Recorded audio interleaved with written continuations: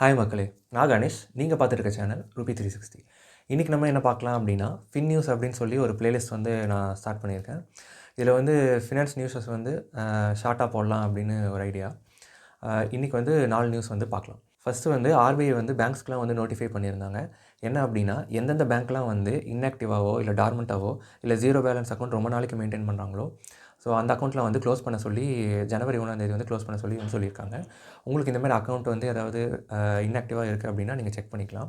இப்போ ஒரு அக்கௌண்ட் வந்து டார்மெண்ட் அப்படின்னா 2 இயர்ஸ் மேலே நீங்கள் ட்ரான்சாக்ஷன் பண்ணாமல் வச்சுருக்கீங்க அப்படின்னு அர்த்தம். ஸோ இந்த அக்கௌண்ட் வந்து நீங்கள் பேங்க் பிரான்ச்சுக்கு போய் ரீஆக்டிவேட் பண்ணணும். கேஒய்சி வந்து அப்டேட் பண்ணி ரீஆக்டிவேட் பண்ணணும்.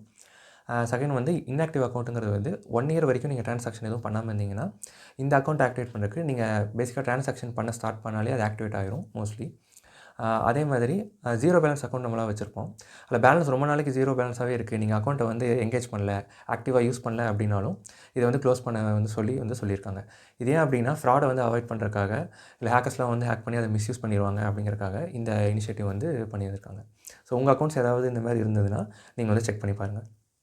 நெக்ஸ்ட் நியூஸ் வந்து யூபிஐ 123 பேயில் வந்து லிமிட் வந்து 5,000லேருந்து 10,000 வந்து இன்க்ரீஸ் பண்ணியிருக்காங்க பெர் ட்ரான்சாக்ஷனுக்கு. யூபிஐ 123 பே அப்படின்னா என்னென்னா, இப்போ நம்மலாம் வந்து ஸ்மார்ட் ஃபோன்லலாம் வந்து யூபிஐ வந்து பே பண்ணுவோம் இல்லையா, அது மாதிரி பேசிக் ஃபோன்லாம் வச்சுருப்பாங்க, ஃபீச்சர் ஃபோன் அப்படின்னு சொல்லுவோம். ஸோ இதோட யூசர்ஸ்லாம் வந்து இன்டர்நெட் கனெக்ஷன் இல்லாமலே வந்து யூபிஐயில் வந்து அமௌண்ட் வந்து சென்ட் பண்ணுறது, ரிசீவ் பண்ணுறது, அப்புறம் மெர்ச்சண்ட்டுக்கு பே பண்ணுறது, பில் பே பண்ணுறது, ஸோ இது மாதிரி ஒர்க்லாம் வந்து இந்த யூபிஐ 123 பேயில் வந்து பண்ண முடியும். இது வந்து ஒரு 4 டைப்பாக வந்து பண்ணலாம். ஃபஸ்ட்டு வந்து ஐவிஆர் தெரியும். நம்ம ஐவிஆர் கால் பண்ணி ஃபஸ்ட்டு ரெஜிஸ்டர் பண்ணிவிட்டு இந்த மாதிரி பேசிக் ஃபோனில், அதுக்கப்புறம் வந்து நம்ம ட்ரான்சாக்ஷன் பண்ணுறது, பேலன்ஸ் செக் பண்ணுறது, இது மாதிரி ஒர்க்ஸ்லாம் வந்து பண்ணிக்கலாம். 2வது மெத்தட் வந்து மிஸ்ட் கால் வருது.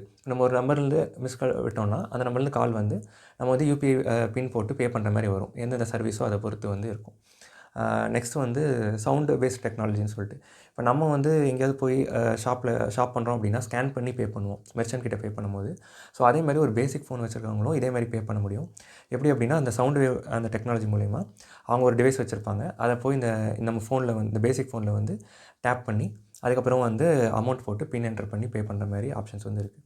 4த் மெத்தட் வந்து ஆப் மூலிமா பண்ணுறது. பேசிக் ஃபோனுக்கு உள்ளே வந்து ஆப்ஸ் இருக்கும். ஸோ அந்த ஆப் மூலிமா நம்ம வந்து எப்படி ஆண்ட்ராய்ட் ஃபோனுக்கு ஆப் இருக்கோ அது மாதிரியே வந்து இதுலேயும் ஆப் இருக்கும். அதை வச்சு நம்ம பண்ணலாம்.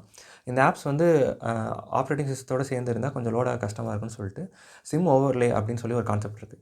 இது என்ன அப்படின்னா, ஒரு தின் ஷீட் ஆஃப் சிப்பு வந்து சிம் கார்டு மேலேயும் வந்து எம்பெட் பண்ணியிருப்பாங்க. ஸோ ஒன்ஸ் இந்த ஃபீச்சர் ஃபோனில் இது எம்பெட் பண்ணக்கப்புறம் நம்மளால் வந்து யூபிஐ ட்ரான்சாக்ஷனை வந்து கொஞ்சம் லைட் வெயிட்டாக ஈஸியாக வந்து ஃபாஸ்ட்டாக பண்ண முடியும் பெட்டராக. ஸோ அதுக்கு வந்து இந்த ஃபீச்சர் வந்து அவைலபிளாக வந்து இருந்திருக்கு. 4 மெத்தட்லேயும் மெயினாக என்ன அப்படின்னா, இன்டர்நெட் இல்லாமல் இதை வந்து நம்மளால் பண்ண முடியும். இதே மாதிரி நம்மளால் ஸ்மார்ட் ஃபோன்லேயும் இன்டர்நெட் இல்லாமல் வந்து யூபிஐயில் சென்ட் பண்ண முடியுமா அப்படின்னா, யூபிஐ பின் யூஸ் பண்ணி சென்ட் பண்ணலாம். மோஸ்ட்லி வந்து இப்போ ஏர்டெல், வோடஃபோன், பிஎஸ்என்எல் இதிலலாம் வந்து இந்த 2G 3G கனெக்ஷன் இருக்கும். ஸோ அதனால் நீங்கள் *99# யூஸ் பண்ணி ரெஜிஸ்டர் பண்ணிவிட்டு நீங்கள் வந்து பேலன்ஸ் செக் பண்ணுறது, சென்ட் மணி, ரிசீவ் மணி, இந்த மாதிரி ஃபெசிலிட்டிஸ்லாம் வந்து நீங்கள் யூஸ் பண்ணிக்கலாம். ஜியோவில் வராது. ஏன் அப்படின்னா, இதில் வந்து 4G 5Gலேருந்து ஸ்டார்ட் ஆகுது. இது வந்து 2G பேஸ் பண்ணி ஒர்க் ஆகிறதுனால அதோட டவர் இருந்தால் மட்டும் போதும். நீங்கள் வந்து இன்டர்நெட் கனெக்ஷன் இருக்கணும் அப்படிங்கிறது அவசியம் இல்லை.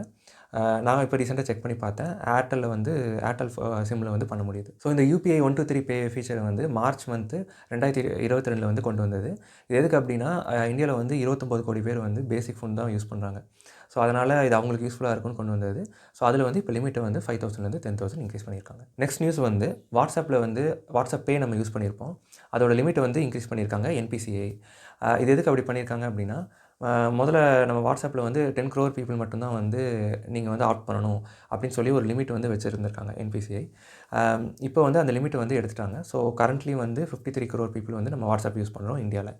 ஸோ இப்போ எல்லாருக்கும் அது அவைலபிளாக இருக்கிறதுனால நிறைய பேர்னால வாட்ஸ்அப் பே வந்து யூஸ் பண்ண முடியும் இதுக்கப்புறம்.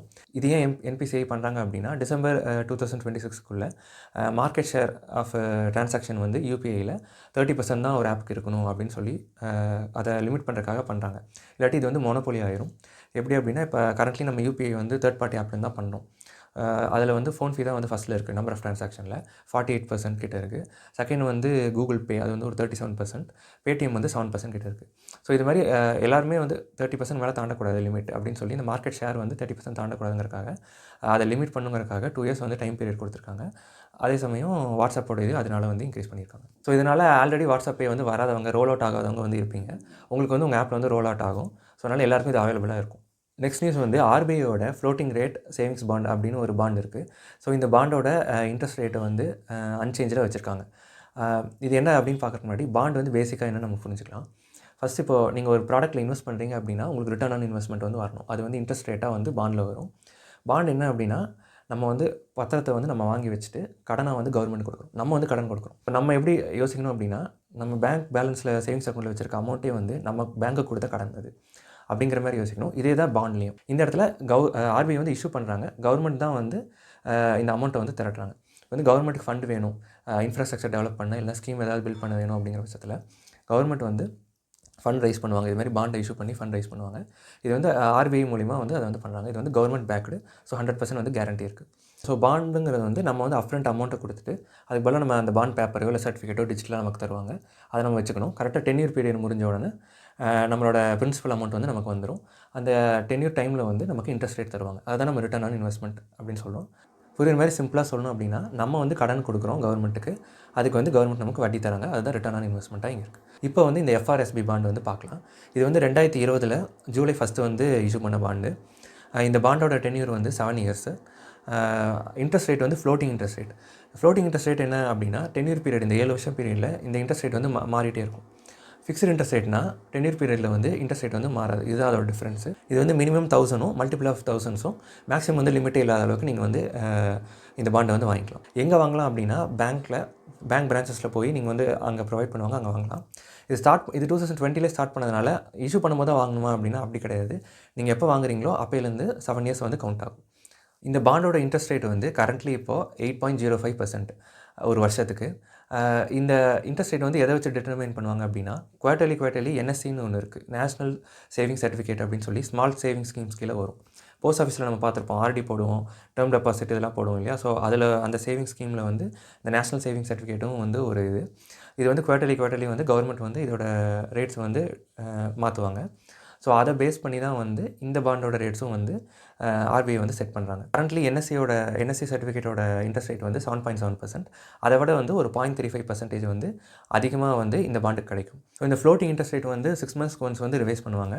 ஸோ இந்த Jan 1 to July 1 வரைக்கும் இதோட இன்ட்ரெஸ்ட் ரேட் வந்து ப்ரீவியஸ் இதுவும் இதே தான் இருந்தது, 8.05 தான் இருந்தது. ஸோ இப்போயும் அதே 8.05 வந்து இருக்குது. இந்த பாண்டோட டேக்ஸ் பார்த்திங்க அப்படின்னா இது வந்து அதர் சோர்ஸ் ஆஃப் இன்கம் கீழே உங்கள் இன்கம் டேக்ஸ் ஸ்லாப் கீழே தான் இது வந்து வரும்.